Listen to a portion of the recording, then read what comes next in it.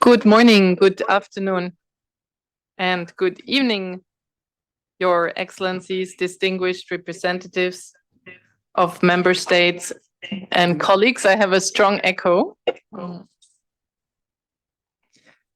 Let me first apologize for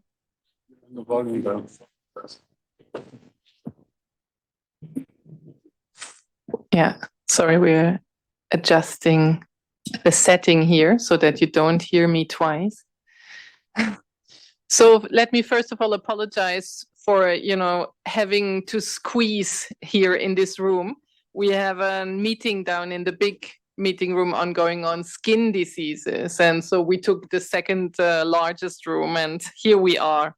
So thanks a lot. And, at least it will be cozy and, interactive. So thank you so much for joining us today for this information session on WHO prioritization and the proposed program budget 2026-27. We will today provide an update to you on our management response to respond to the financial realities that we're currently facing. We look forward to hearing from you how we can collectively address the challenges and ensure that the organization continues to deliver on its mandate through this approach. We're joined today by the Director General, Dr. Tedros, who will provide opening remarks. Then we will turn to our Deputy Director General, Dr. Mike Ryan, who will outline the process, principles, and criteria of prioritization. And then last not least, we'll come to Mr. Imre Hollo, the Director for Planning, Resource Coordination, and Performance Monitoring, who will provide a presentation to us on the process for finalizing the program budget 26-27, which will be submitted for approval to the 78th Health Assembly through the PBAC 42 in May. And then we'll come to you and we'll open the floor for any questions and comments that you might have. So let us now first turn to the Director General, Dr. Tedros, over to you. Thank you, Katarina.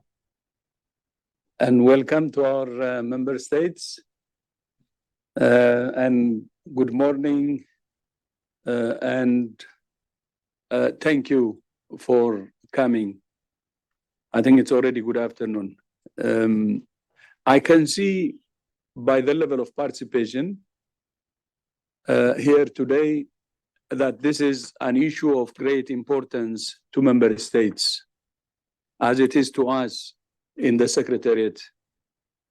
I thank the many member states that have expressed their support for and solidarity with WHO at this difficult time, one of the most difficult in our history. Even before the announcement that the United States intended to withdraw from WHO, we were facing a constrained financial situation, which we were already taking steps to address. The US announcement has made the situation more acute and accelerated the need for action. In the short term, we're responding to the situation in three ways. First, we're tightening our belts and realizing cost containment measures in procurement, travel, human resources, and more. Second, we're working to mobilization of resources using the instruments we have created through the transformation, including the WHO Foundation and the WHO investment round. And third, we continue to seek with the US, to seek engagement with the US to preserve and strengthen our historic relationship. And I would like to underline that the US relationship is not about money. It's about cooperation, expertise, and leadership. As WHO's largest donor, accounting for 18% of our income, the withdrawal of the US obviously a major challenge for the organization. The US was a strong supporter of many areas of our work. And the programs that will be affected significantly are the emergency operations in Gaza, Sudan, Ukraine, and the Greater Horn of Africa, polio eradication, HIV, hepatitis, and sexually transmitted infections, TB, immunization, maternal and child health, antimicrobial resistance, mental health, rehabilitation, and nutrition. In some cases, up to 60% of all voluntary contributions for these programs came from the US. As a result, we're facing a gap of almost $600 million this year alone. But it's not just the US. Some other member states have also reduced their support over the last couple of years. And more recently, some have reduced official development assistance to increase defense spending. We recognize that the substantial gap left by the US funding will not be completely filled, and that we therefore have no choice but to scale back our work and workforce. How do we do that is absolutely crucial for the long-term success of the World Health Organization.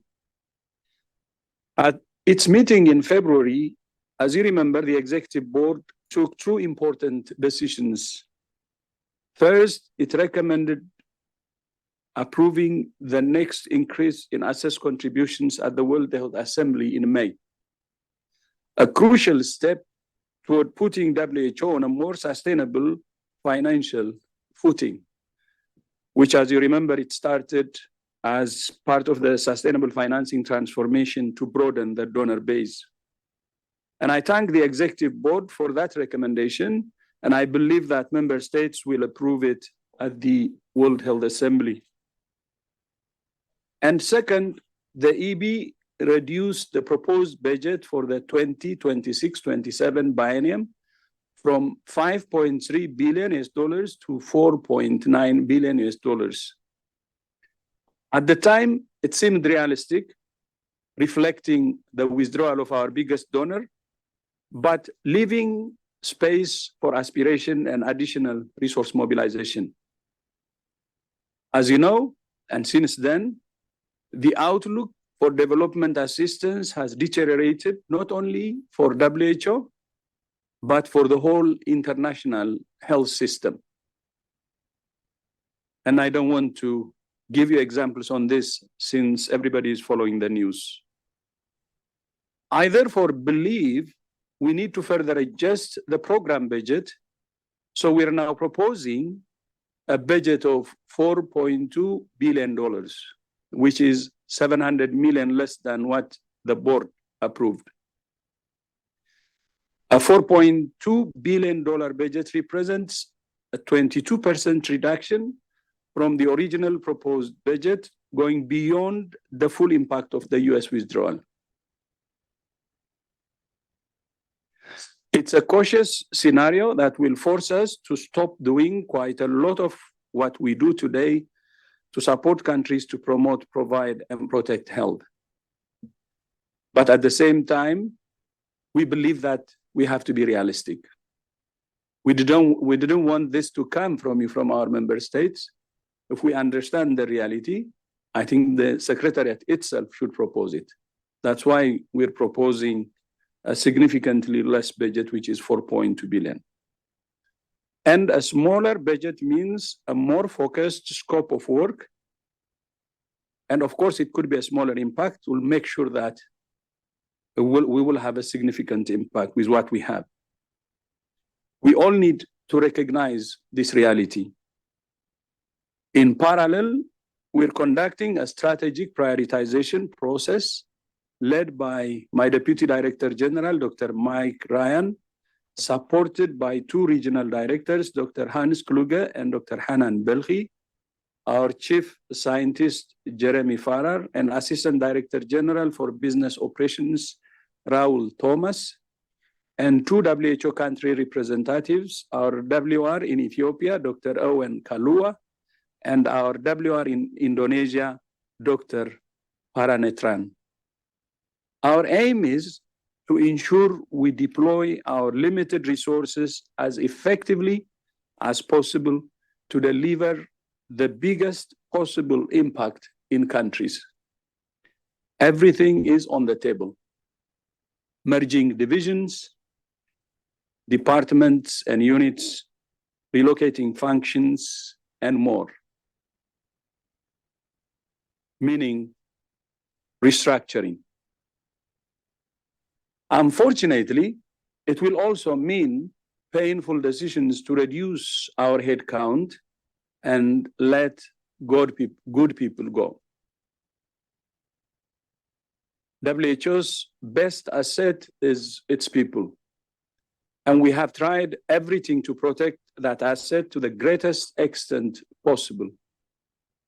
We have not wanted to rush into knee-jerk reactions that could do more harm than good in the long term, but have taken a strategic approach to ensure we move forward based on the highest priorities and taking a deliberate and conscious action. Of course, headquarters will take the lead. And right-sizing will start from senior leadership, but it will also apply to regional and country offices. Member states must be fully involved in this process, as you have seen, as you have been, and we will continue to update you. Although we face a very challenging situation, we see this as an opportunity to reshape the organization so that it emerges stronger and more focused on its core functions. We also see this as a historic opportunity to accelerate the work we started through the transformation 7 years ago to create a more empowered and independent WHO. If we use this challenge as opportunity, as I said earlier, we can emerge stronger and at the same time create an empowered and independent WHO. Thank you all once again for your continuing support, and we look forward to working with all member states as we navigate this difficult time and as we build a stronger WHO for the future. Again, thank you so much for joining. And I think Katarina or Mike? Katarina, please. Thank you very much, DG, for your leadership in this crisis. And over to you, Mike. You're being joined by also Jeremy, our chief scientist, Raul, who is with us online, ADG boss, and other members of the leadership team online, and members of your prioritization group. So over to you, Mike, please. Okay, I'll be very brief, as I'm sure we want to get to the member states' comments. First slide, please. Next. Tedros has already outlined the key components around the process in terms of cost containment, resource mobilization, but our focus or the task we've been given is to really look at the prioritization and realignment process that will drive a renewed budget and that will drive all HR actions that will come so that these can be planned, humane and strategic.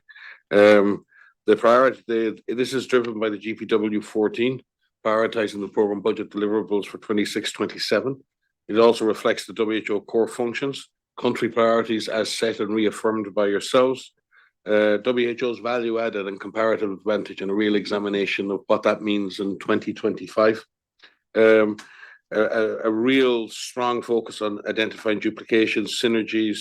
Is the right stuff happening in the right place? Can there be relocations? And really looking within that framework at what the projected budget would be, because in the end, it will all be defined by a projected budget and agreed budget with the member states. Next slide, please. The working group, as Tedros outlined, the participation in that, and again, want to thank my co-members in that group, and especially Jeremy, who's physically present here, for all the work done. The objectives there were to lead the process, set the overarching rules, define a framework for prioritization, establish a process for doing that, get the submissions, the discussions going, and get the submissions coming in a structured way, so that we have a similar format for all of the inputs, review those submissions according to a defined prioritization framework, and make recommendations, proposed actions regarding both priorities and structural realignments needed at the three levels of the organization. Easy task. And then obviously to report regularly to the DG, the XM, and the GPG on that. Next slide, please. The process is really, as I said, the why of it is we need to establish a transparent and inclusive process that responds to the challenging financial environment while keeping WHO fit for purpose and focused on the pure priorities. We chose the what to be starting point of the program budget deliverables for 26-27, and that is a unit of measure for looking at that prioritization across all of the different levels of the organization. As I said, the how, the rules of the game I mentioned before, so that the process is standardized as much as possible, reflecting the differences in function between the three levels, but to try and create a standard process as possible. And the who's of that are really, this is down to the level of each HQ division, each regional office, working in tandem. It's an iterative process. It's bottom up, then it's top down, then it's bottom up again. It's a process that's gone around a couple of times in the last couple of weeks. Next, the principles of that were really to focus on the benefits for those we serve in the current crisis. Thanks, Jeremy, for the robbed some of your slides. It's a three-level process. The focus is not on individuals, but on roles and priorities and functions, although there will be implications for individuals, obviously, at a later stage. The commitment is to have transparency and a clear and disciplined timetable for the process. A communication plan for the staff, and many staff are being communicated to at directorate level, division level. There is a town hall meeting planned, I think next Tuesday here. The major issues are to keep that strategic approach as as Tedros said, and not a cookie cutter approach that leaves every function weakened and the organization below critical mass to do anything by having and that. It's really to focus on that unique role of WHO in the global health architecture, and look honestly at duplications within WHO between both vertically and horizontally, and that willingness to reorganize. And Tedros has said that to us many times. We have to put ourselves and our individuality and our own issues to the side. We have to look at this in a cold, in a sense, as detached a way possible, so that we don't spend the next number of weeks or the last number of weeks defending little patches of ground within the organization, which can be very dysfunctional. Essentially, it comes down to deciding what deliverables are essential and must be kept, what deliverables can be scaled back until further funding may be available, and what deliverables can be sunsetted or stopped. And within that, what budget then matches to those three categories. And it's not as easy as that, I can tell you, because there are still activities within a priority deliverable that may not be a priority today. And there may be certain activities within a deprioritized deliverable that need to be kept. So it's not a straightforward link. Next slide. We've gone through the process. Each and every division and all the regions have filled in a complex template examining every program deliverable that's in their planned approach for 26, their planned budget for next year. And they've looked at all of those across categories, like for each program deliverable, what is our unique advantage? Who else can do this? Is this member state mandated through resolutions? Did countries prioritize this as part of the prioritization process? What's the risk of deprioritizing it? Because there's a risk. Every decision is a decision. A decision not to do something is a decision. And what then are the associated plan costs? And within that, we've looked at different scenarios. We've gone back, we've allowed the first round to allow people to just focus on the prioritization and just cost those deliverables.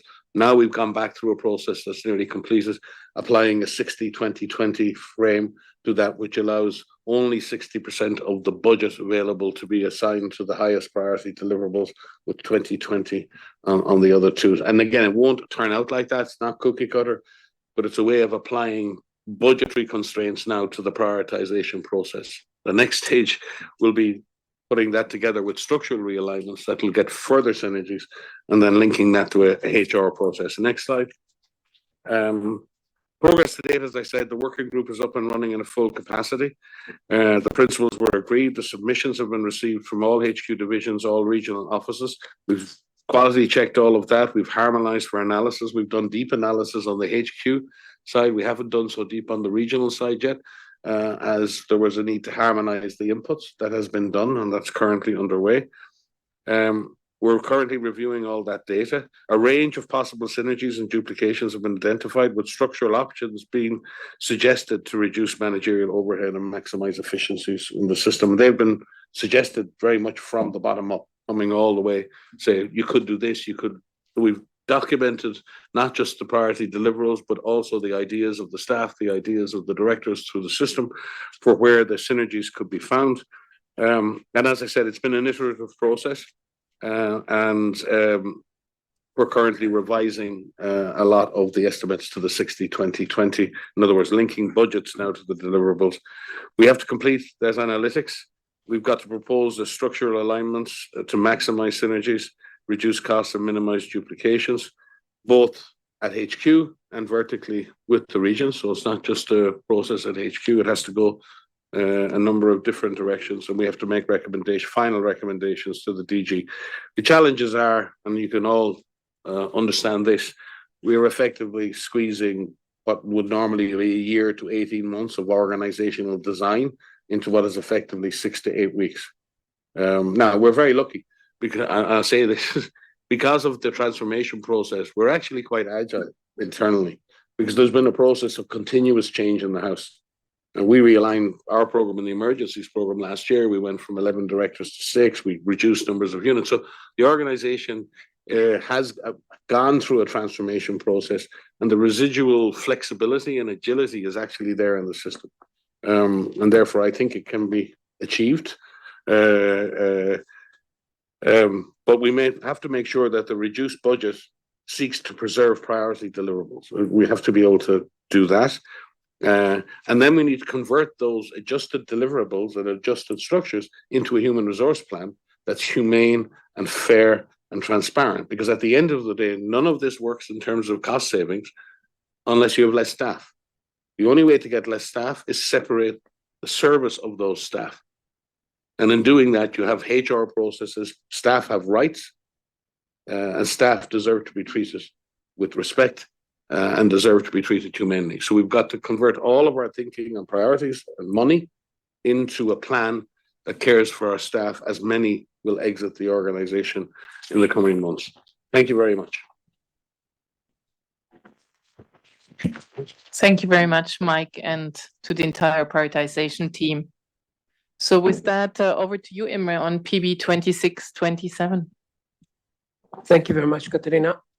So, as the DG said, can we have the presentation, please?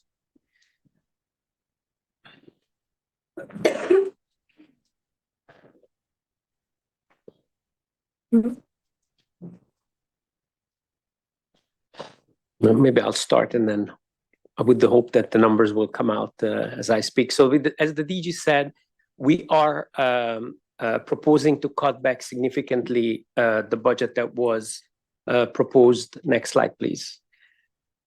Yes, so that was proposed by and recommended by the PBAC and the Executive Board. So just to remember, we submitted a 5.3 billion budget to the Executive Board. Then you remember that there was a lot of discussions about the US withdrawal and finding the right balance between aspiration and realisticness. And that came up with the 4.9 billion budget. And now with all the changes that the DG talked about, basically, I would like to emphasize, driven by the overall financial outlook of the whole ecosystem, we believe that a $4.2 billion budget is the most appropriate. I stole a phrase from RD Euro, who said, "Do less with less." And just want to make it clear that don't expect that we're going to deliver exactly everything just by a budget that is 20-something percent reduced. Obviously, there's not a one-to-one relationship between the deliverables and the budget. But as the prioritization exercise is going ahead, there will be also important strategic choices that we will be not doing and we will not be providing in order to fit within a 4.2 billion budget. Next one, please. In terms of the financial overview and outlook for 26-27, and obviously this is a very dynamic landscape, and it will have to be revised as we're going closer to 26. Just wanted to give you a feel for what the 4.2 billion represents and what is the financial gap that remains to be fundraised in the course of the year. So first of all, we will have SS contribution, and we are hoping to have the increased the AC, the 20% AC increase go ahead. But of course, we are also not expecting the United States to be part of the package, so that will result in a slightly over $1 billion SS contribution. Then we're estimating some carry forward. We have some signed agreements already, which are for the next biennium. We have pledges from the investment round, which are not signed yet. That's a big innovation, and that it's an important contribution to predictability for 26-27, which is even more important now than ever, and they represent $500 million. And then we're also expecting $300 million from partners, but of course this is also a rapidly changing amount, and some of our partners are also impacted by the same challenges as we are.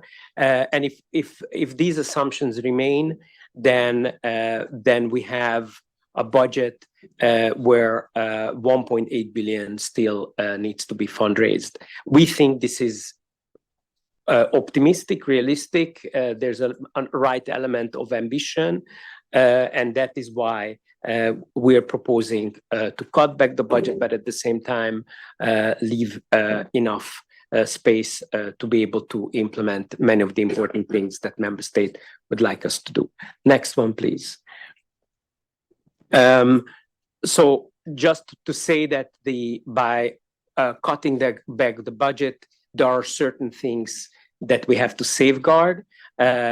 Most of all, and this is basically the crux of the prioritization exercise, is to safeguard the bread and butter functions of WHO. This is where the priority one areas are coming in, and this is what we're trying to get at. And really the prioritization exercise is not so much about dropping things, it's really making sure that we put our existing financial resources against those areas that have to be safeguarded. Obviously, we have to remain relevant to member states. The prioritization exercise happening at the country level need to be respected. We need to continue focusing on delivering impact at the country level, but at the same time, we have to maintain transparency and accountability that we know is also important for you. And of course, the normative functions and all the leadership and convening functions of WHO, which are also part of the essential functions, need to be safeguarded. Next one, please. This just shows that there are many questions about, will we change GPW 14? We're not changing GPW 14, but obviously the program budget has to show how in the next 2 years GPW 14 will be further prioritized and implemented, but we're not changing and not planning to change the results framework, the outcomes and the outputs of the GPW 14. So for the time being, that remains intact. It is really the details on delivery and refocusing some of the activities that will be the focus of program budget 26-27. Next one, please. This just explains how this prioritization exercise is happening, and Mike talked about how it is happening at the regional office and the country level. We're also doing the prioritization exercise at the country office level. As you know, we have done prioritization in the summer of 24, but the world has completely changed since the summer of 24. So we decided to go back to the member states and revalidate the priorities that they set at that time, where they would like to have the help of WHO Secretariat. And this is currently happening. In some cases, it's just a light touch. In some cases, depending on the member state, where also the whole development assistance landscape may have changed, maybe they would like to seek help in different areas from WHO, and that is going to be reflected in the program budget and is also feeding back the prioritization exercise at the regional office and at the headquarters level. Next one, please. So how all this is going to be reflected in the program budget document. So first of all, there's going to be a revised introduction, overall vision, which will have to explain how the GPW 14 will be translated, refocused into the new realities. And we have to also explain the major drivers and the change in scope of the program budget. In terms of content, we will describe the process of the prioritization. We will give you summaries of the main changes by regions and also in headquarters, which is really a summary of the outcome of the prioritization exercise by major office. We will also summarize and review the updated country prioritization, which I just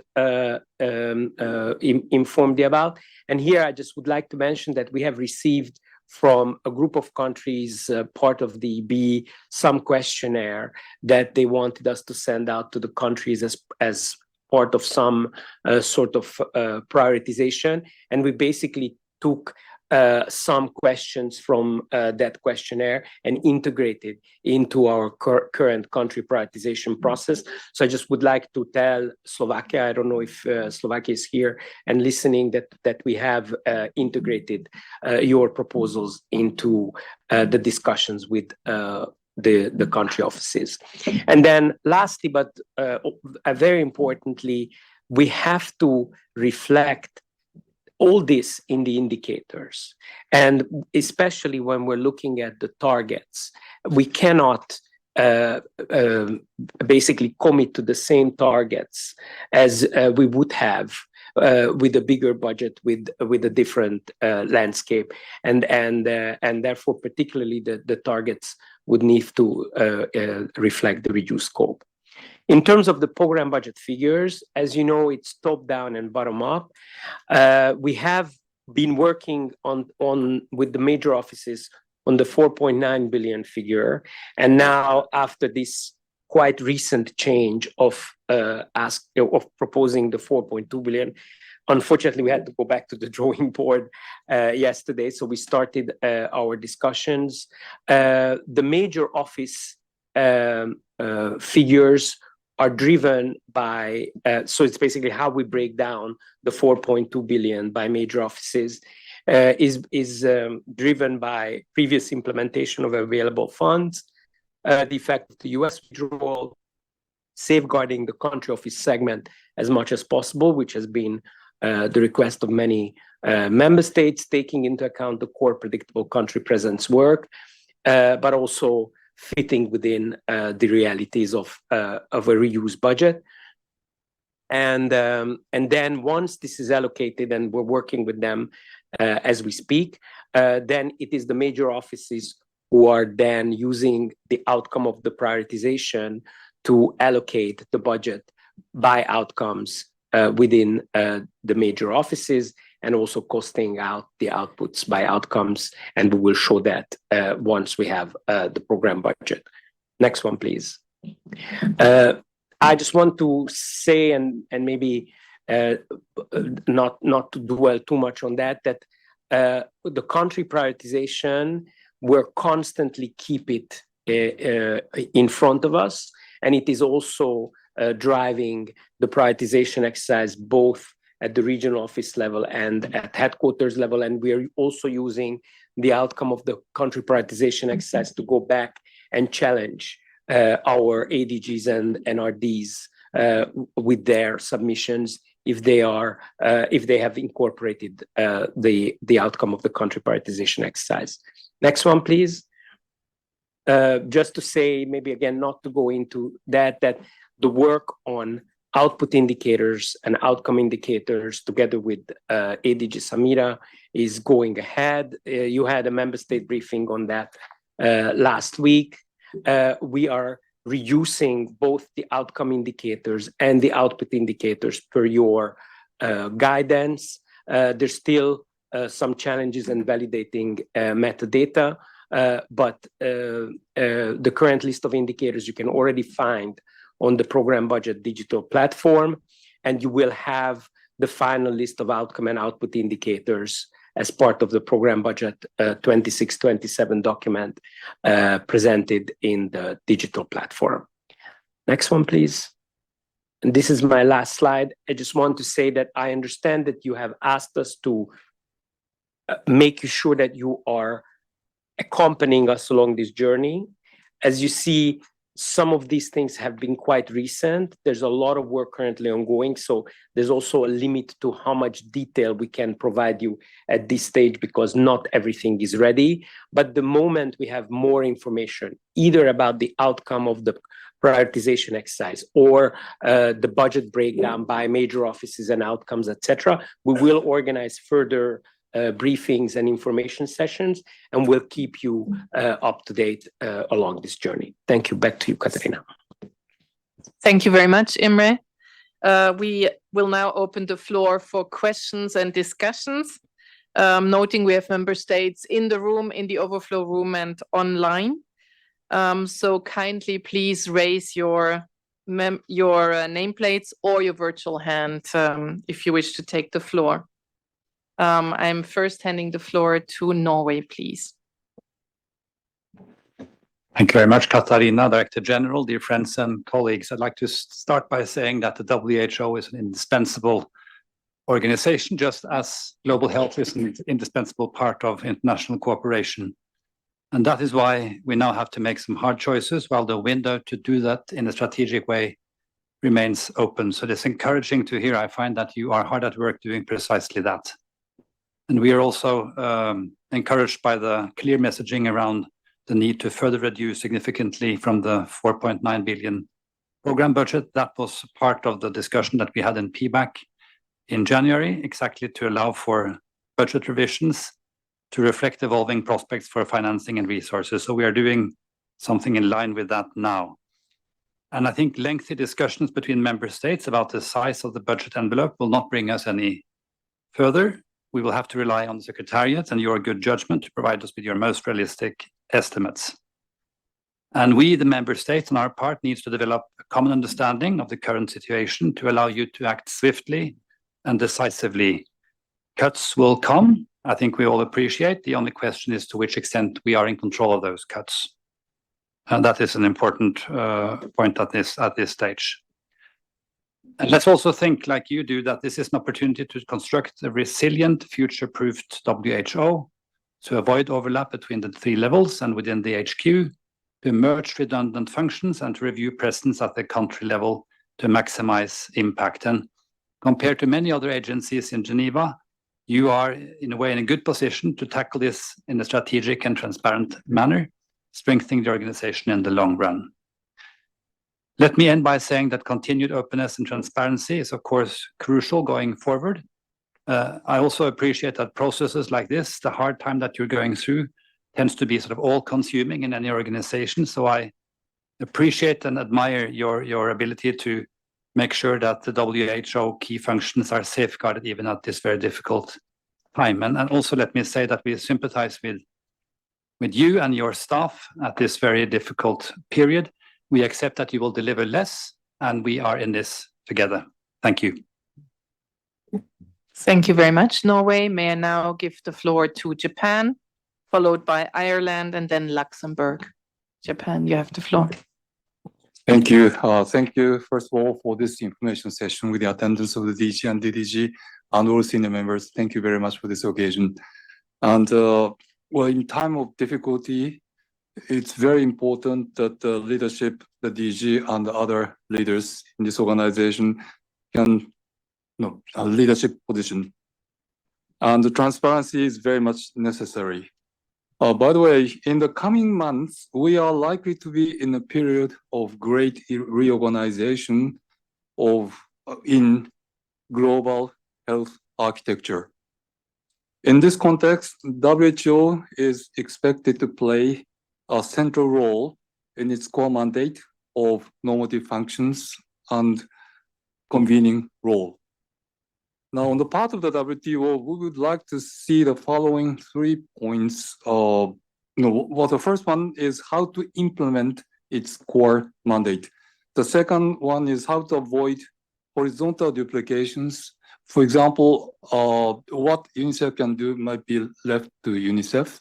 And internally, perhaps each division may have its own mandate, but there might be some overlap among the divisions and departments. So those are the things that need to be avoided.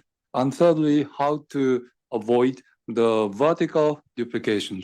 The vertical duplication, for example, in the WHO, it's headquarters, regional offices, and country offices. And externally, for example, the money goes to the fund. This fund gives money to international organization A, and that goes to international organization B, and that ultimately goes to NGO A. That kind of duplication is there. So we would like to, so those are the things that WHO may probably need to look at. On the other hand, from the donors' perspective, we have our own things to do. First of all, we have to be clear about to what extent we ask WHO to engage in activities outside of the core mandate. And secondly, how we can avoid generating duplications by our funding. Because in many cases, in a particular country, Syria or wherever, in a particular country, the international organization, there are many international organizations working on the site, asking for individual contributions. And if donors finance those individual projects, that could lead to duplication. So on the donor side, we have to be aware of that. At the same time, donors also need to make sure that the great amount of money goes to the site. We have to find the appropriate channel so that the money goes directly to the site. Those are the things that we have to do on our part. Now, Japan will be back in the executive board in May and prepared to discharge its responsibilities. In order for the WHO to promote its core mandate, it is absolutely important to achieve great efficiency and prioritization. When member states make judgments about the process orientation of the reform, they need a precise information on the current situation and the future prospect. We would like to request the Secretariat to provide a timeline of the concrete proposal. I understand that it's coming soon and open for comments from the member states, but we would appreciate it if you could let us know the timeline for that. And in our deliberations, perhaps we also need some budgetary and financial information as well. And on that score, I have a specific question. In the presentation made earlier, there was a number of 4.2 billion budget, and with the already promised money and expected money, the balance still is 1.5 billion. So that's the question is, this is for 2 years, right? This is for 2 years. So 1.8 needed is for 2 years, not this year, right? Okay, I just wanted to clarify that. In any case, in conclusion, WHO has an indispensable and irreplaceable role to play in this internal global health architecture. So therefore, we look to the DG and also the senior leadership for taking leadership activities as well as transparency. Thank you very much.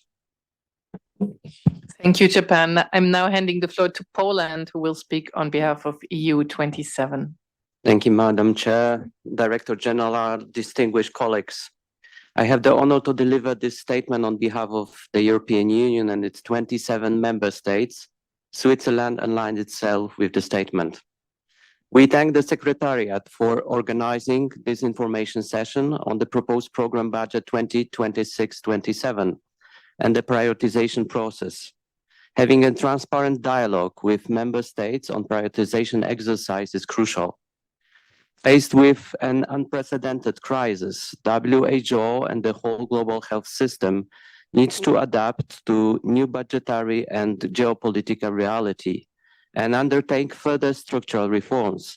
Successful implementation will require revising the originally proposed program budget 2026-27 with necessary adjustment and possible budget reductions based on cost containment measures, fundraising and reprioritization. Success will also depend on the acceleration of the governance reform and efficiency gains that is equally essential for WTO's sustainable functioning. In this vein, the EU and its member states would like to make the following points. In reprioritizing, WHO should, within the framework of GPW 14, focus on core functions where WHO has 1, the mandate, 2, the expertise, 3, the best place to deliver outcomes and impact, while doing what no other international organization can do better. This prioritization process must necessarily rely on transparent methodological criteria rooted in scientific evidence, oriented towards impact on the ground. As core function, we see in particular, 1, its normative and standard setting role, 2, its leading and governing role in global health, including its evidence-based technical and analytical steer to inform actions by member states and global health actors and strengthen national health capacity building. 3, its coordinating role in public health, including emergency preparedness, prevention, and response. Bottom-up exercises are taken by WHO regarding activities at HQ, regional and country level, will help identify priorities as well as the work which could be deprioritized, with the relevant optimization of staff and other costs. It remains crucial to ensure that this exercise minimizes any potential loss of internal expertise, preserving the WHO's capacity to effectively deliver on its mandate. Activities to be deprioritized should include, among others, those failing outside the GPW 14 and future GPWs, to those which have not proven an equivocal, measurable, and significant health outcome impact with due account to health equity. 3, those where WHO is not best placed to deliver result. 4, those outside the WHO's core functions and filing under the mandate of other international or regional organizations, national governments, or other global health initiatives. Due account taken of WHO work as the actor of last resort in order to avoid duplication. 5, those that have parallel work stream within WHO. And 6, those that involve duplication at different levels of organization. Moreover, within the prioritized actions, an immediate focus should be on action requiring urgent attention, pushing back those that can be done at the later stage. Likewise, activities and procedures should be reviewed to become more efficient. The new budget reality thus requires comprehensive efficiency gains and significant cost containment measures at HQ, regional and country level, where it is important to avoid duplication and to ensure transparency and accountability of resolute allocation and spending. We ask the Secretariat to propose prudent and realistic resource scenarios which adapt to the new reality. This includes reviewing the necessary personnel corresponding to the successful implementation of prioritized activities and exploring the potential of partnerships with, for example, member states, civil society, or WHO collaborating centers to ensure activities despite economic constraints. Can the Secretariat elaborate on such plans in the short, medium, and long term in order to match resources with the new priorities? In the face of global challenges, the WHO remains the cornerstone of global health architecture. The constitution of WHO mandates the WHO to act as the directing and coordinating authority on international health work. With a number of international health organizations, funds, or programs currently undergoing similar funding crises, governance reform, and reprioritization processes, it is crucial to secure WHO's role in the global health, ensuring that it is equipped with the necessary resources to fulfill its mandate effectively in the context of the new reality. We call on WHO top management to lead this coordination with other UN bodies and global health actors. This will be crucial to ensure that the labor division lead to deprioritization of parts of the WHO's work program that other partners could potentially step in to cover or are already doing, and vice versa. In the short term, we express our concern with respect to the implementation of the 2025 program budget, given the current financial situation and immediate and increasing funding gap in the coming months. In this regard, we would like to ask for more detailed and updated information on the existing and emerging funding gaps in 2025. In particular, from where is funding channeled to pay salaries in May 2025 and going forward, and about the human resources measures. Given the urgency of addressing the current budgetary situation, sustainable and flexible funding mechanisms should remain a key objective to ensure long-term stability of WHO. Reprioritization concerns us all, and going forward, we need to cognizant of the implication of adding new work to WHO agenda. We need to ensure that there is a clear added value in doing so, and that any such work is in line with the identified priorities of governing bodies' meetings. Member States need clarity on next steps, and we thank the Secretariat for providing the work plan. For future meetings, it is important that WHO clearly communicates to Member States if they need concrete Member States feedback to WHO proposal in meetings, or if these sessions are just for information purposes. If Member States feedback is required, Member States required to see options that should be discussed at least few days prior to the meeting. We ask the Secretariat for concrete proposals on reprioritization and the criteria applied for urgent and timely consultation. We recommend that WHO complements the bottom-up exercise with a structured mechanism for member state feedback through standardized consultation tools, including periodic surveys and regional consultation to capture involving national priorities. Additionally, we would be interested to hear from the Secretariat how WHO sees the future of sustainable health financing overall. To what extent does WHO considers innovative funding to be part of the sustainable future, and is financial innovation a path that is currently being explored within the WHO itself? We want to emphasize our unwavering support and commitment to WHO and its staff. At all levels, WHO's work is indispensable to build a healthier and sustainable future for WHO and for all us. It is essential that together we set the organization on the sustainable path.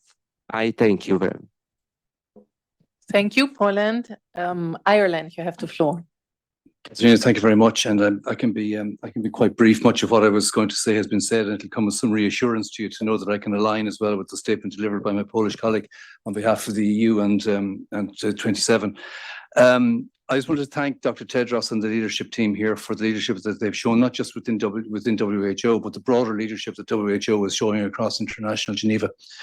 These are difficult times, and clearly, as Mike has said, the change process is embedded in the culture of the place. But nonetheless, I think we can agree that the WHO is showing the way at a very difficult time. And thank you for the substantive and substantial contributions today. It's clearly been thought through, it's strategic, and it's informed by realism. And for that, we are most grateful.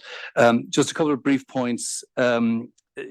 Much has been said about prioritization, reprioritization, deprioritization, and so on. I mean, it's quite clear, and Dr. Tedros has touched on this, that the emphasis should be on optimizing the existing core functions and on finding efficiencies in those areas. And we welcome your reassurance to that effect.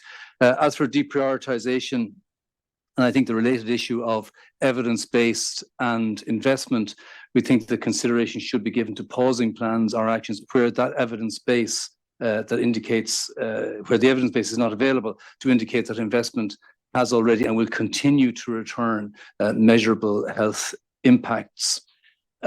Linear or vertical duplication, yes, by all means, of course, HQ, regional country offices, we are all faced with this in all of our organizations, and as well the related area of duplication across other organizations and other partners is going to be particularly important as we address this.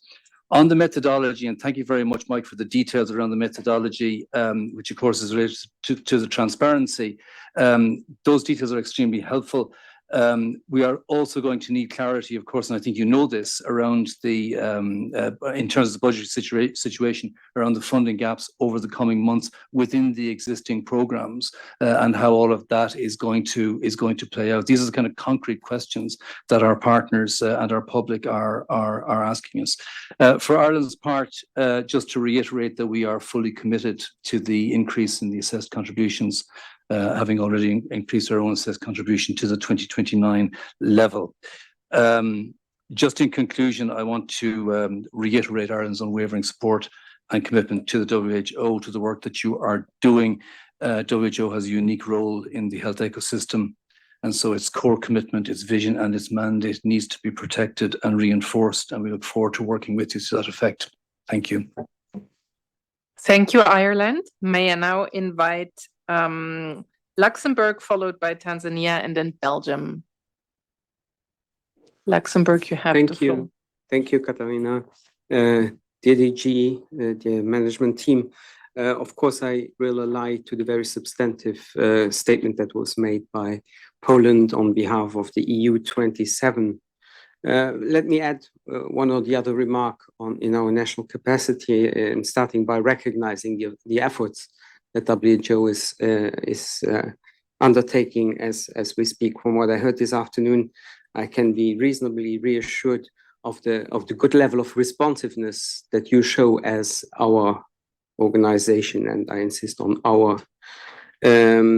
Why can I say so? Because I hear from the DG that WHO intends to focus on its core functions, that it wants to focus on what it does best, and we think this is a very responsible way of prioritizing, because no cookie cutter approach, as we hear from Mike Ryan, and based all these efforts, these reform efforts are based on solid figures that we have heard from Imre Holle. This allows us as shareholders, if I may say so, and also contributor to WHO, to remain fully committed to the increase of the assessed contributions decided last year.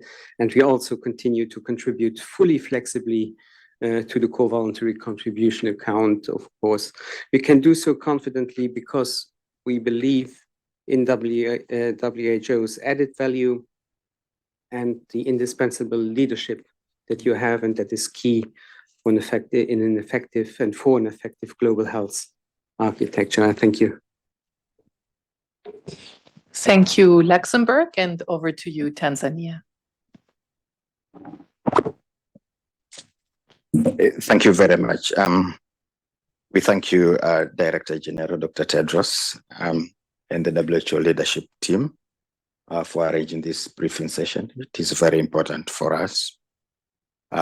Indeed, we have to face the realities that funding is declining, and not only because of the US gap, but other funding as well.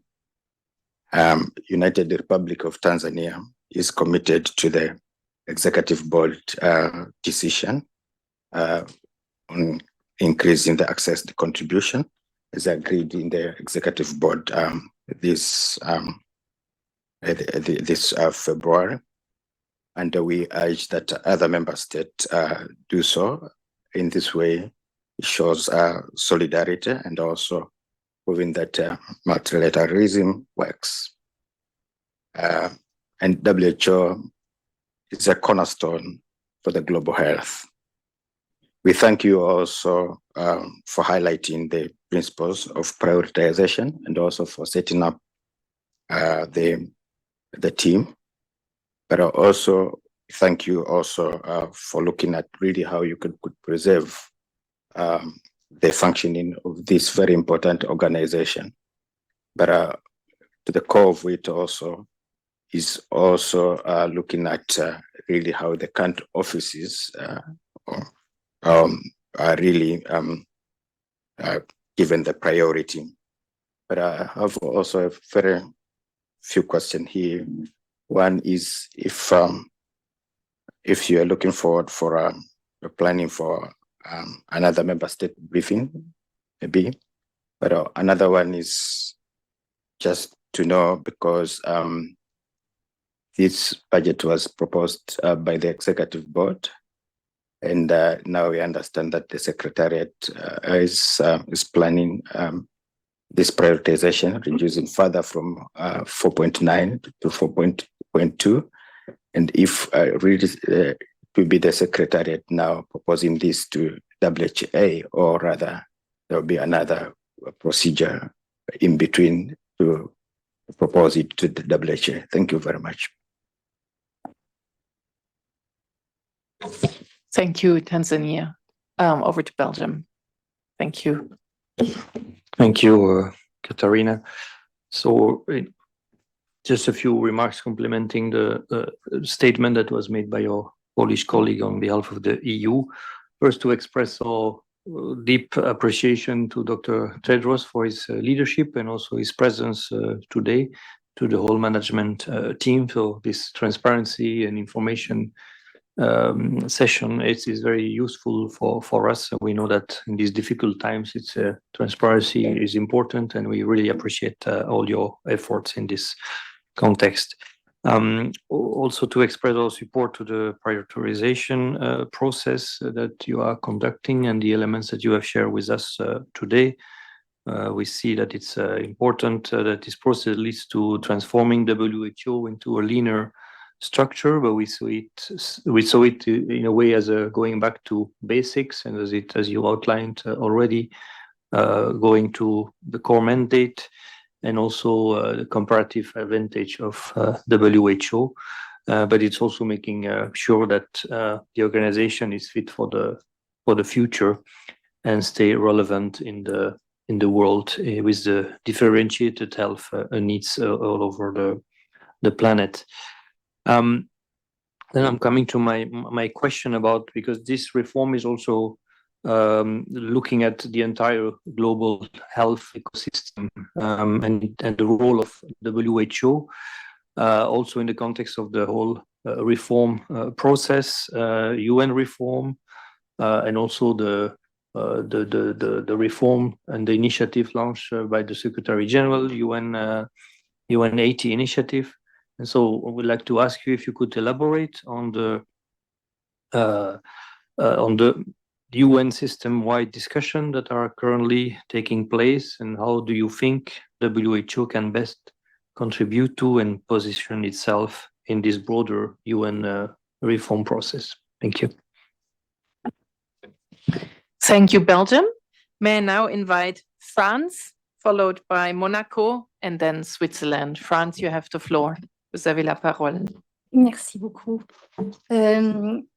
In complement to EU joint comments, we would like to acknowledge today the very good presentations and thank DG for his speech. It shows that there is a real change in the state of mind of the organization, and that things are now being taken care of, and we think that there's a clear direction of work that we really welcome. It is a painful period. I think we were all through in a state of shock, and it is very good to see that this has really changed. We recognize the amount of work that implies for the whole staff, the whole here in HQ, but also in the regions, and also we recognize the difficult situations and uncertainties that it implies for the staff. As our Luxembourg colleague was saying, we are in this together. It is our organization. We are member state, are really part of it. So thank you so much. One of the key elements that France supports is the new figure of 4.2 billion for the program and budget. We've encouraged very much this realistic budget for the organization. I think it's key for long-term success of the organization. We recognize and acknowledge that this will imply staff cuts. This will be very painful and unfortunately unavoidable. So we fully support the staff again here through this through this process. What we are very grateful of, and we think is singles out WHO in this period as regards other UN organization, is that you are trying to do that not randomly. And this is very much appreciated. We recognize the methodology, the process, the involvement of all directions and all levels of the organization in this process. So we think that on this basis, as Dr. Tedros was saying, the organization can get out of the crisis stronger. It implies a lot of reforms, and we are here to support you. I have one question, which is about this 1.8 billion gap that you highlighted for the next biennium. I was wondering, given the bleak prospects of mobilization of resources, how you think that you will be able to raise the funds, and whether in this case 4.2 is not even still too optimistic as a budget for the net program budget. Thank you. Thank you, Franz. Before handing the floor to Monaco, let me also say that in the overflow room, feel free to raise your flag as well. We observe that, and you will be taken as soon as possible. So with that, over to you, Monaco. Thank you. Thank you, Katharina, and I hope you can hear me. Sorry for not joining, but we had a meeting with Monaco on voluntary contributions for WHO for next year. So and we ended immediately before this meeting. We fully agree with what has been said by Japan and the European Union. And we would like to thank you for all the efforts undertaken. We are very supportive of WHO and for years, and we have MOU with you, a pluriannual MOU, and we will continue. We would like to express also our solidarity to the staff. In this period, it must be quite difficult not to know what will happen in the coming days and weeks. I will have different questions. One thing is about the renovation and the taken at the headquarters. Will it be impacted by the cuts, or is it secured? one second thing, and it was at the core of the discussions at the EB, and we really do think that we need to discuss about that in between now and the WHA, and it's about the resolutions, the draft resolutions and decisions that were introduced for this year. We need to do our part also as member states. We do think that for this year we should freeze everything, but I guess that based on your advice, that would be quite interesting maybe to pass through for a final decision at the WHA. We would like to know also if you included in your projections the potential cost of the PA and its first times, I would say, after adoption and possibly entry into force, but also the work of the IGWIG for the PAPS annex that could come after WHA. Finally, do you think it would be possible, maybe if before the WHA, to have a meeting with you, but also with some of the programs related to ELF, as the Global Fund, as Gavi, but also UNAIDS,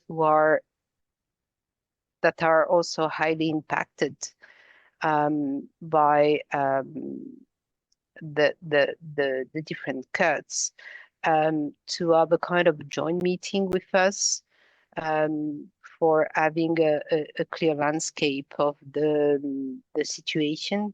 And finally, as it was requested, if we can have the presentation and also the intervention made by the DG, that would be very useful. Thank you.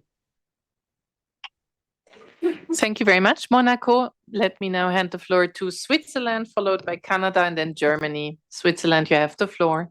Thank you so much, Mr. ADG, and thank you to the whole leadership, Dr. Tedros, and the whole WHO leadership for this very timely, more than timely actually, briefing. Switzerland aligns itself with the EU statement delivered by Poland, so I will not go into too much details, but maybe highlighting three quick points here. The first one is really to our appreciation for the transparency and for the leadership shown in this process. Also aligning expectations to the current environment and to more realistic scenarios. And here as well, being optimistic is important, and being all in this together is also important. But we fear that we should, or at some point at least, plan with maybe figures that may be even below the 4.2 billions, depending on how the environment evolves. But yes, this is in any case good to be as realistic as possible, even if painful decisions must be made. My second point, it has been also made, but let me also highlight the need for a clear timeline for the coming weeks ahead of WHA. And of course, an outline of concrete measures as soon as they are available. But this will be needed really as quickly as possible. And third, also our call and our encouragement for WHO to take the lead in coordinating the management response overall with other leading organizations in the area of global health. It is not only inspired and in line with the directing and coordinating role of WHO historically, but it's also, I think, something that can be beneficial to everyone's effort, also in view of the exemplary fashion you are conducting this exercise within the organization. Now, looking ahead, maybe two final points. First, a call to all of us for a constructive engagement towards WHA during WHA, but also beyond WHA. It's not something that is just a quick fix that will take that will occupy us for a few weeks, but this is a process that needs constant and constructive engagement. And second, it has already also been said, and this is something we also see with some concern in international Geneva, is actually the need for member states to walk the talk on reprioritization. I was sure I would not say it quite clearly on my first attempt. It's about really also it's not the time to come with extraordinary demands and new ideas for creative mandates and new duplications. So I think this is also something where we must walk the talk. We must encourage and support the organization, but we must also lead by example as member states towards reprioritizing mandates and actions. Thank you so much. Thank you very much. Switzerland and Canada has the floor now.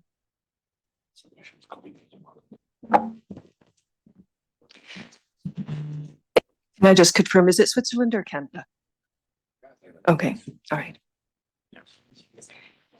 So first of all, we'd like to start by thanking the WHO for this session and the massive amount of work that has gone into what has been presented today. So we've come a very long way since the last EB. And I'd like to look back a little bit further than the last EB to put this moment into context. 2 years ago, we, WHO and member states, were celebrating the 75th anniversary of WHO, 75 years of delivering strong public health results.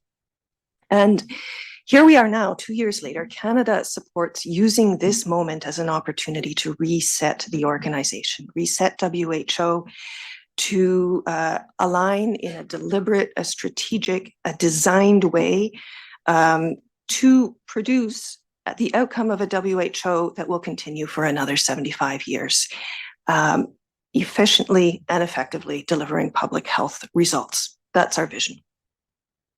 And in that, we collectively, the Secretariat and member states, we hold a shared responsibility, as we are doing now, to guide WHO towards that transformation. We hold as a foundation the many reform measures. The DG has talked about this, that WHO has taken over the last few years. These need to be continued, now need to be recalibrated and accelerated in light of the changing circumstances. Circumstances that have continued to evolve since the February EB. We appreciate the efforts that we've heard about today that WHO is taking to assess with both a bottom-up and a top-down decisiveness to prioritize its activities. We support WHO in using this exercise as the foundation to inform tough but essential decisions on reorganization and downsizing that we look to the senior management team to now take. And we appreciate the intention that we've heard today to have this process in a planned, systematic way, in a way that provides clarity to staff, in a way that puts staff well-being at the front and the center. And then if we look more broadly than WHO, as others have, we need to recognize, of course, that the global health architecture broadly has been shaken at a systemic level. And we therefore support an approach that considers coherence with other elements of the global health architecture and, in due course, a longer-term vision of the global health architecture as envisaged in the GPW14 and in the Lusaka Agenda. And in this light, Canada views the global health security, the infectious diseases area, pandemic prevention, preparedness and response, as well as careful consideration of WHO's unique role on emergency response as mission critical areas. WHO's role is critical, central, and authoritative in these areas within the global health architecture. And its strategic leadership, its convening power, the integrity and science excellence all speak to WHO's core values as an organization. We support the WHO's reassessment of the budget figure to 4.2 billion as an appropriate balance between aspiration and realism. We welcome that WHO has been transparent in recommending this lower figure, which acknowledges that the outlook of the budgetary situation has changed since last month, including prospects for resource mobilization. Regarding next steps in the process, we would appreciate some insight into how the Secretariat sees the path between today, Tuesday, and the mid-April member state briefing, which we currently have on the agenda. How will the time be used? What will be the opportunities for member states to engage? Given that this crisis is being felt across most agencies and global health partners, could you give us a sense of whether and how WHO is discussing the shared challenge with other agencies?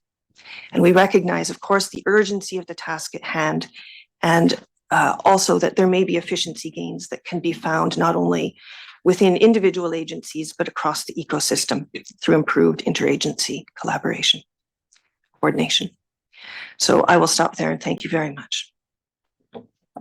Thank you very much, Canada. Now over to Germany, and then I have at this point 3 further flags from Ethiopia, Vanuatu, and China. So over to you, Germany. Thank you, Dr. General and distinguished colleagues. Firstly, we would like to align ourselves with the statement delivered by Poland on behalf of the EU27. I would also like to thank the Secretariat for organizing this important session. It is evident that we find ourselves in a very dire situation, and that makes it even more important that we are frequently holding an open and very honest dialogue. In that sense, let me specifically express our appreciation for the Secretariat announcing the proposal of the adjusted program budget of $4.2 billion. It is indeed absolutely vital that we have a common understanding of what is realistic and that we plan around a realistic budget. Clearly, there is an urgent need to develop and implement a plan for prioritizing and deprioritizing. There are tough decisions to be made. And for us, these need to center around, first, the comparative advantage of WHO within the broader global health landscape, and second, the impact of activities on health outcomes. We are glad to see that WHO is making a progress on this, and it is important and encouraging to see the Secretariat's strong leadership in this process. At the same time, member states need to stay closely involved. We should remain well informed about the plans as well as the decision-making criteria. For that reason, let me reiterate some questions that have also been asked by others. First, when can we expect the scenarios that the Secretariat proposes for prioritization? Second, what will be the exact timeline for the process leading up to the World Health Assembly? And third, when will decisions on personnel questions be finalized and communicated? Furthermore, let us also remind ourselves that the exercise we are doing here is only the first step. Our end goal is keeping this organization more resilient and efficient in the long run. For that, the organization needs long-term and structural changes. The current situation serves as a reminder how important sustainable and flexible funding is for the organization, and that requires a robust level of assessed contributions so that we can avoid a dependency on voluntary contributions and make sure that the resources can be flexibly used to fund our core functions. For that, it is now more crucial than ever to agree on the increase of assessed contributions as part of the program budget. Finally, there's a strong need to rethink how we are handling resolutions in the future. We need to limit the financial burden and additional workload that they place on the organization. It is crucial that any new resolution has a clear added value and represents a common interest of all, and that we put in place a clear process to ensure that that is the case. Cost implications and how they fit into the existing budget is something that we have to be aware of and discuss as early on as possible. These two aspects for us are highly important to make sure that our prioritization efforts bring lasting effects and that we can continue focusing on core functions in the future. I'll stop there. Thanks very much. Thank you, Germany. Ethiopia, you have the floor.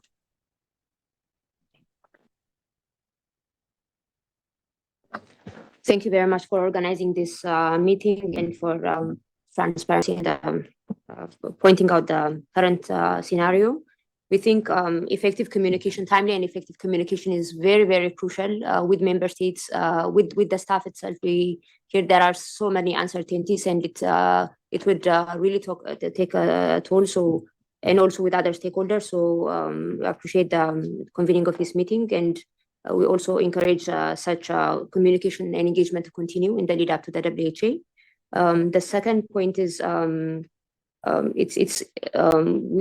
we take note of the realities in the shrinking budget space, but all the more so the financing piece also comes at a critical to be a critical issue. So we couldn't agree more on the need to really push on the sustainable financing of WHO. We've always been advocating for a sustainable financing of WHO, and that really needs to gain up speed, and we really need to have to explore other innovative mechanisms to really strengthen that piece.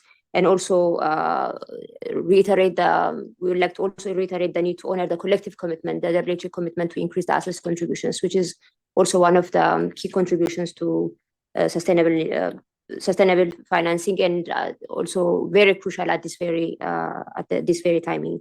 The other point is we've also shared the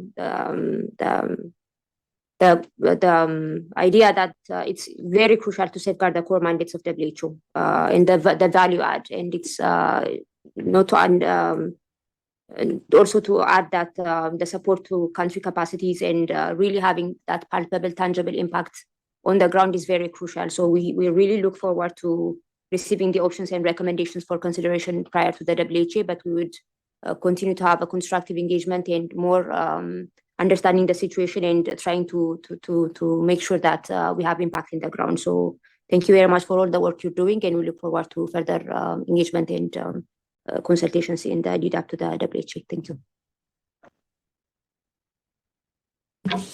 Thank you, Ethiopia. Vanuatu, you have the floor.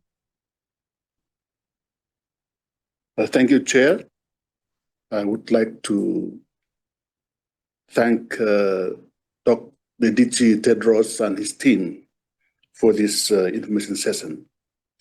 A necessary but a transparent measure that we all value. We Vanuatu note that our valued World Health Organization is continuing the changes and adjusting to the realities that we face today. And in this session, we heard of the financial issues. And after all the statements made by other parties, we would like to call on the appropriate outreach to certain parties to consider the funding, including those of us who are listening today. And we call on our friends and our partners to fill up any funding gaps that may arise. And we have heard of the very difficult situation that we are facing. We thank DG Tedros and your wonderful staff for the good work you are doing. You have our unwavering support, and we would like to express a confidence that as we move from today onwards, some measures that will be introduced, will be discussed by members, will be fruitful.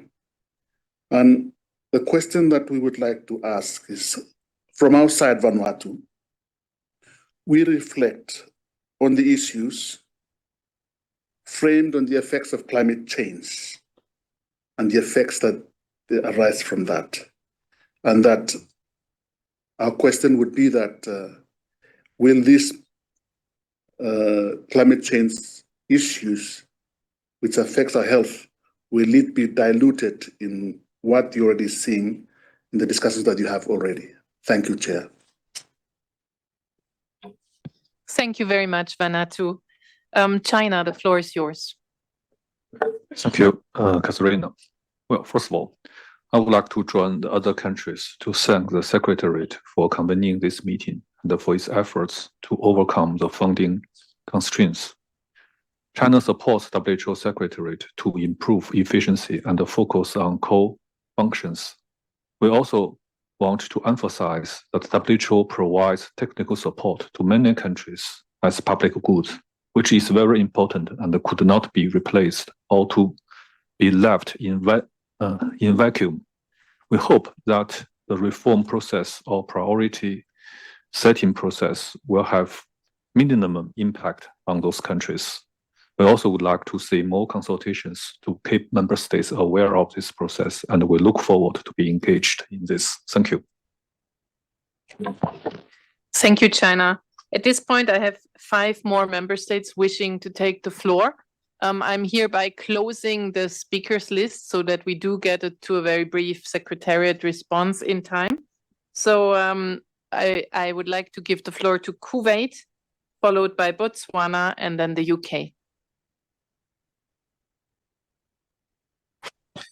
Yes, thank you, colleagues. Kuwait would like to thank the Director General for his leadership during this challenging period and express our solidarity with the WHO staff across all levels who continue to serve with dedication despite ongoing uncertainty. Kuwait support the steps being considered to help manage the impact of funding shortfall, and we sincerely hope these actions will allow the organization to continue its vital work, especially in the emergencies and the crisis setting, where WHO presence makes real differences in people's life.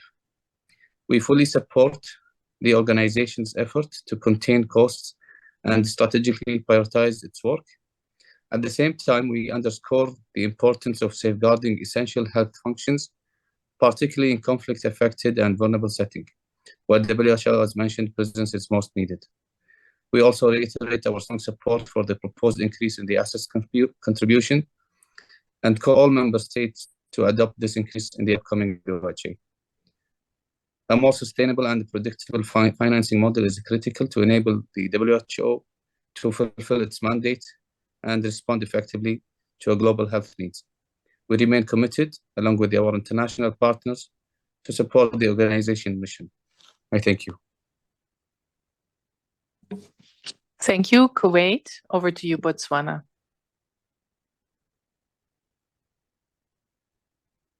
Thank you very much, Chair, and good afternoon to the DG, the DDG, and the entire Secretariat. We join other member states in really thanking you for the presentation and the proposals that have been put forward. We also join others in expressing our sympathies with the staff who will be affected by this transformation process. So in our view, we do take note of the Secretariat's proposed budget, and we note the significant reduction vis-a-vis the decision of the Executive Board. But we also know that this proposed budget is still, it may still be even smaller than the budget of some hospitals in some cities. So noting that the WHO has to serve the entire world, we note that this budget really remains very small. So we have a question as put by Tanzania, of course, with regards to now the governing process on how any changes to the Executive Board's decision will be considered by the Assembly.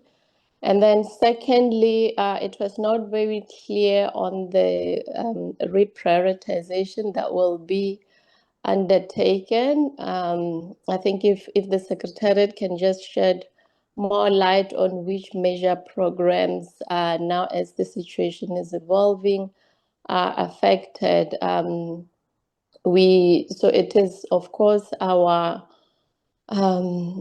wish to the Secretariat that core programs of public health should remain to be prioritized.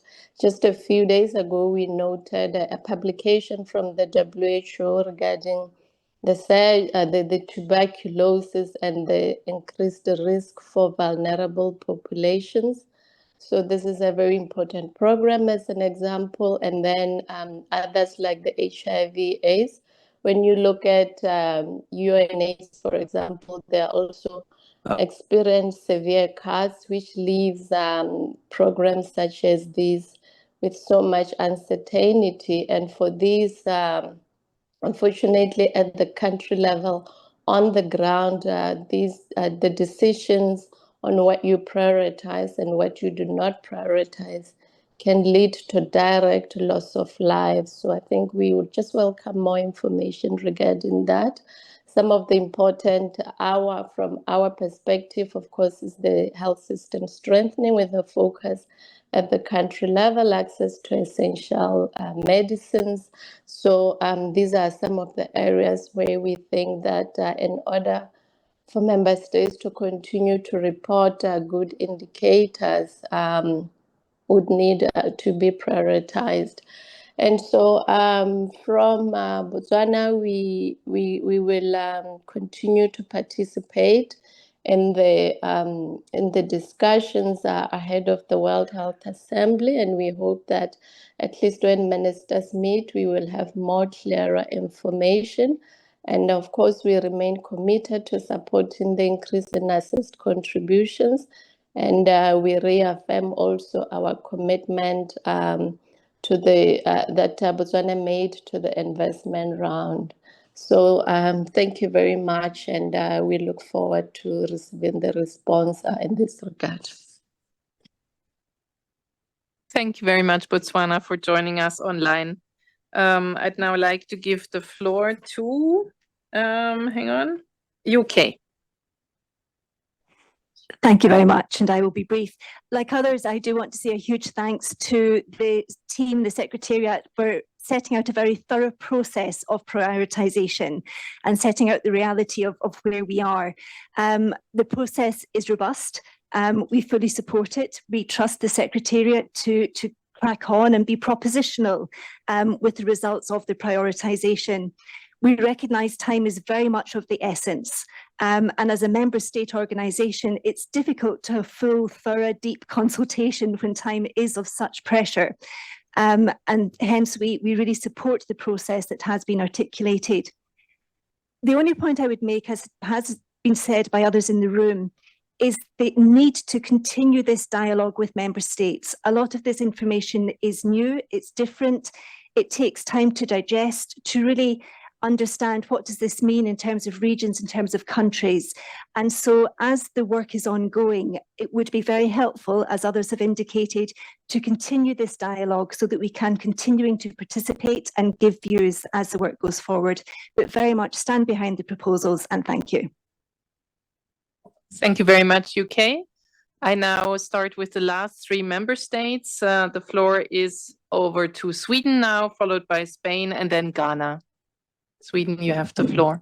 Thank you. And first of all, we align with the statement made by Poland on behalf of the EU.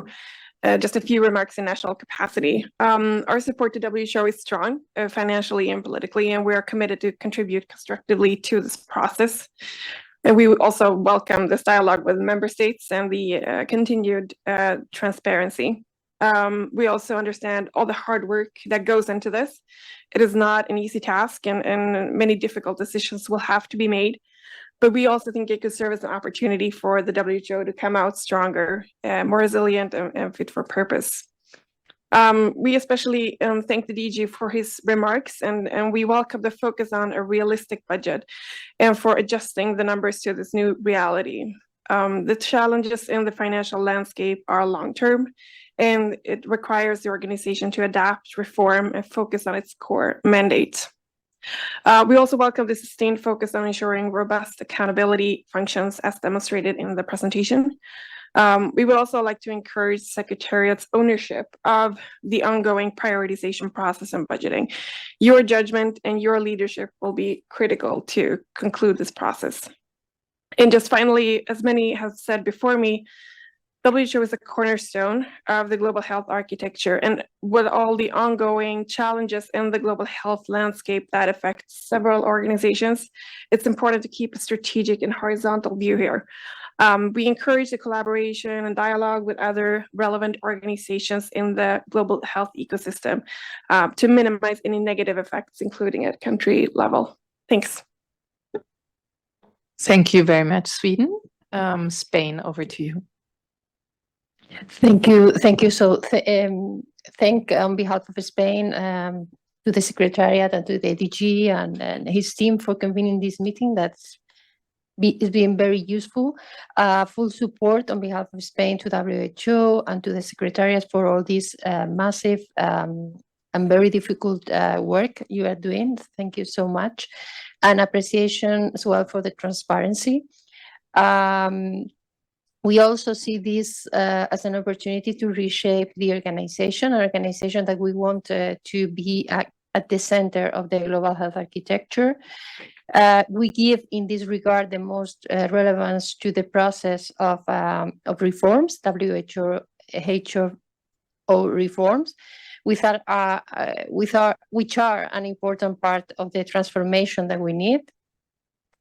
We also underline the need to connect, as many colleagues before me have said, this prioritization process with a much broader reflection on the global health architecture, which is not sustainable as it looks now. So we need to promote cooperation among the different global health actors. And I have a very concrete question. How can we use or reactivate platforms such as the SDG 3 GAP in order to do this coordination, and how this coordination can also be linked to the UNAT process, if you have thought of any initiative in this context. And finally, we support the 4.2 billion scenario, which in our view combines realism and an ambition that we cannot lose at this very difficult juncture. So I'll stop there. Thank you. Thank you very much, Spain. And now, last not least, Ghana, you have the floor. Thank you very much, Chair. Allow me to convey our gratitude to the Director General and the leadership of our distinguished and esteemed organization, the WHO. You're doing a great work. We look forward to further engagement on the lines that has been adduced. Ghana shares in the optimism expressed by all distinguished delegations and who took the floor before us, and that it behoves us, member states, to continue to work assiduously towards a stronger WHO by meeting our obligations through access contributions and other innovative measures. Indeed, extraordinary times require extraordinary measures. WHO has done it before, and it will do it again. But that can only happen with the support of us member states. Thank you, Chair. Thank you very much, Ghana. Thank you very much for all the expressions of support and the very good questions. So please bear with us, and we might go slightly over time. I would like to give the floor to Raul Thomas, who is with us online first. Raul, the floor is yours, followed by Jeremy. And then if Mike wishes to add, that would be great. And over to DG, then last not least. And Thank perhaps, you. Raul, yeah, good, we can hear Yep. you. Excellent. Thank you, Katerina. And first of all, let me thank the member states for all of the great contributions and support that we hear for the organization, and starting with the fact that this is a shared responsibility, as some of you have mentioned, and also thinking about the well-being of our staff as we go forward, and how do we really future-proof WHO? So how can we come out stronger out of this crisis than going into the crisis? And I think we all share that perspective and believe that that can be accomplished. Then a couple of the more pointed questions. One was around the building renovation from Monaco, and absolutely that does go ahead. We're at the very last stages of the renovation project, and the funds had been set aside from our real estate funding. So the building project will be completed, and it's anticipated to be finished at the end of March. And then around the efficiencies, and a number of member states mentioned this in terms of duplication, whether it be vertical or horizontal. We're absolutely looking at this. And as an example, within the UN system, the High-Level Committee on Management is meeting next week, and we've had several emergency calls over the last month where we start to look at the UN system as a whole and how we can better leverage and look at our comparative advantage, whether it's looking at payroll being done by one entity or other back office processing. So there is an active piece of work going on at the UN system level to look at how we can be more efficient as a system. The other piece is the Geneva group of UN agencies that are resident in Geneva, and we're actually meeting next week to discuss how we can better leverage our respective positions within Geneva and their discussions again around shared premises and other efficiency measures. So just to reassure member states, this is not WHO looking at this in isolation, but rather across the UN system and seeing how we can be more efficient. And it's not just about cost cutting in an environment of shrinking resources, but it's how we can be more efficient and also deliver more efficiently, so with less inputs. So that will be ongoing, and it doesn't end at the end of the crisis. There was a question around the timelines and the HR decisions. And as you've heard Mike and others mention, the HR decisions will actually be made at the end of the prioritization exercise. And we anticipate that to be concluded in April. So I know there are discussions about when the next sessions of the member state briefing will be. And one is to look at the outcome of the prioritization exercise and then the impact on the organizational structure, shape and form as we go forward. And again, getting your feedback as we go through that process. So our expectation is that in April, we will be announcing the implications or the impact of this prioritization. I can't give you an exact date in April, and it will not be all of those implications or the impact that will come in one wave. We are looking, as the DG has said, turning over every stone. So we are looking at relocations. This may take a bit longer, looking at what functions lend themselves to being performed perhaps more efficiently or effectively outside of Geneva, looking at the distribution of roles and responsibilities across the 3 levels of the organization. So that will imply some other changes. Some of the more structural changes will take a bit of time for us to achieve those, but we will provide also a timeline as we look at what the impact and implications of the prioritization are on the work, shape, form of the organization to give you better insight as we go forward. And I understand that there will be 2 sessions in April with member states, but I will leave that up to Gaudens and Imre in the room to handle. And there was also a question about how are we paying salaries in this interim period. So right now our finances are such that we can continue to pay our salaries. We do have salary gaps, but what we have is an AS reserve, which is the the PSC rate that is applied on voluntary contributions. And the organization has been quite prudent in ensuring that there is a reserve to help mitigate against shocks like this. Of course, the reserve is not to the level that would allow us to mitigate the full shock. So that is the reason why we have to take this action so urgently and why April is sort of a deadline for us to make those decisions and then start implementing those decisions. So we're not using funding that is not destined for salaries to cover salaries. And I understand that might be a concern of member states. And with that, Katerina, let me turn back over to you. Thank you very much, Roland. Just to say that currently the next member state briefing is planned for the 16th of April. And if need be, we're happy to organize an earlier one. So with that, over to you, Jeremy. Thanks very much, and welcome everybody. Start off by saying, not by picking out individual comments and questions, but at least what I've taken away is there is very strong alignment with what you've said and the tough discussions that have gone on internally, and we don't take that alignment for granted. So thank you for that. The reference document that we're going back to is GPW 14, just to reiterate that, but GPW 14 interpreted in a completely different world. It's not going back to GPW 14 and thinking we can implement all of that. So, but we have to have a reference document. Reiterate that this is about not surviving and being resilient.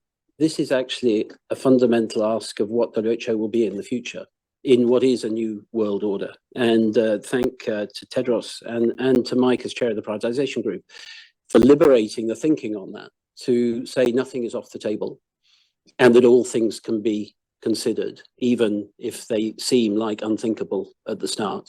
Without that sort of liberated approach, then you can't make any progress. The other thing is leadership's easy when things are easy. Leadership really counts when things are tough. And that's where having the member states aligned internally and making sure the communications are radically transparent with you is just absolutely critical at this time.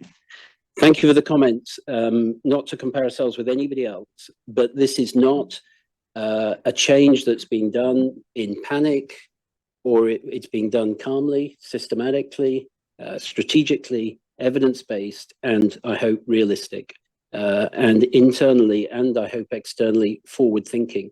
We're not just trying to do something for 2025 or 26, but actually to set up the foundation for the future, where the WHO will actually emerge stronger from this, focused on its core functions and core mandates. We need to be tough, but toughness is not mutually exclusive from being humane. And this will mean major changes for staff in the organization at all three levels. It is possible to be tough and humane, and we will do both together. There is a shared responsibility with you, the member states, and we need to be absolutely honest that when decisions are made, not making a decision is a decision in itself. And when you make decisions, including whether to scale back or stop things, that has consequences that you must think through and risks associated with it, especially at a time when other agencies around the world are suffering the same and where the global health burden is huge. So we have to go into this in an honest way to say, if we pull back from something, we cannot do that responsibly unless we consider the consequences of that and the implications of it. And that means working with the other UN agencies, and Mike and I had a conversation about that this morning. It means Mike's having those conversations, Raoul's mentioned it, I'm sure Tedros is, and at the chief scientist level across all UN agencies, I'm having that same conversation. So, but we need to be honest when we say stopping things has consequences, and you need to be aware of that and share your views, because that comes with a risk. The last thing I'll say is vision is easy, and where we're really going to need your help is in the tough bit, which is in the implementation. And that's where solidarity will really kick in. It's easy to sit in these rooms and have the vision and all agree that the organization needs to move forward to that, but the rubber will hit the road. And at some point, we will need you to stand with us and back us with those tough decisions.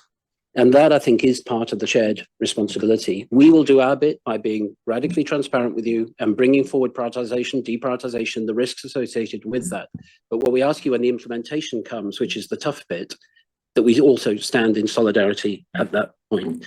And I suspect for many of us and for the organization as well, remember the 75 years from Canada, this is probably one of the most important, but maybe the toughest things any of us will do in our lifetime. So seize the moment and make the organization better for the future by transforming what we do today, focused on our core values and our core mandate.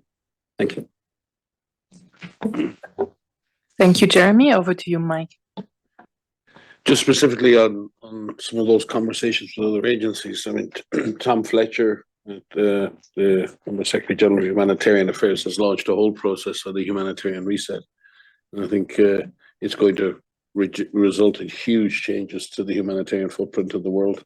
That has its own implications. We're deeply embedded in that. In fact, right now we're missing a meeting about this, which you'll have to go to afterwards. But that does mean looking at some of the integration. And this is where things like the emergency program need to be considered. Long before this program was created, there was a discussion of having a broader UN emergencies. There's a UN emergencies platform been suggested. So what do you gain? You gain size and you gain scale. What do you lose? You lose the science part, the evidence part, the pandemics part. So you can build a big machine, but the bigger the machine, the less precise its actions. You can keep all the machines small, and then you have lots of precision, but you don't have scale. The member states are members of both sets of organizations. You've got to decide between precision, speed, and scale. And there's a trade-off between all of that.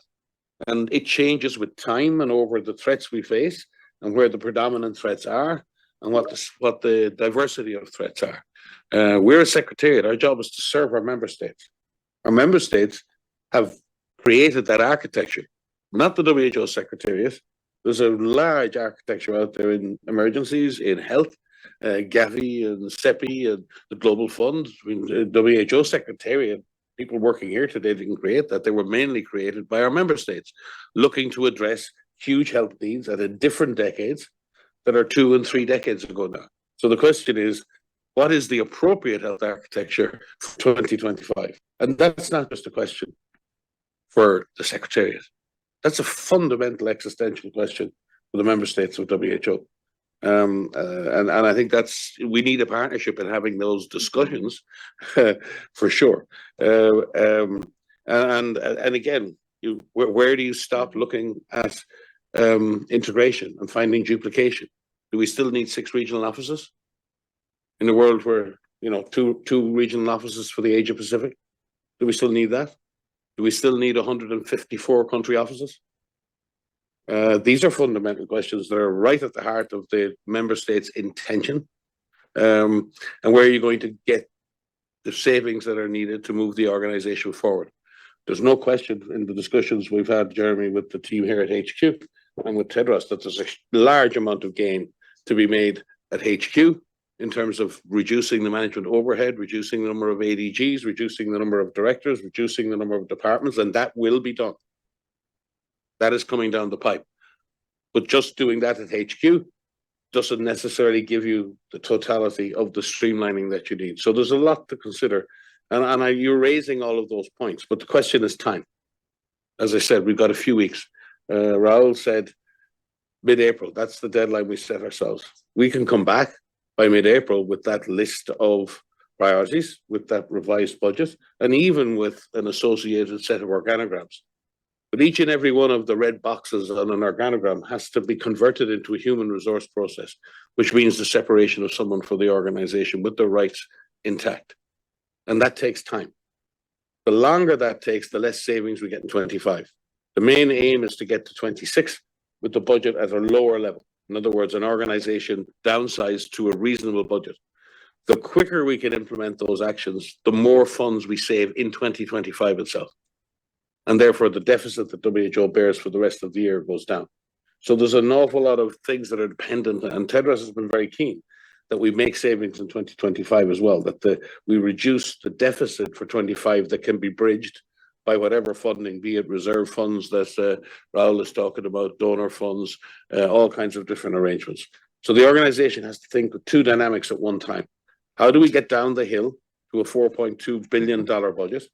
That's where we're going to be. But how do we get there without tumbling down the hill and damaging important objectives that you have set for us, damaging our staff, damaging morale, damaging credibility of the organization? This is about getting down the mountain.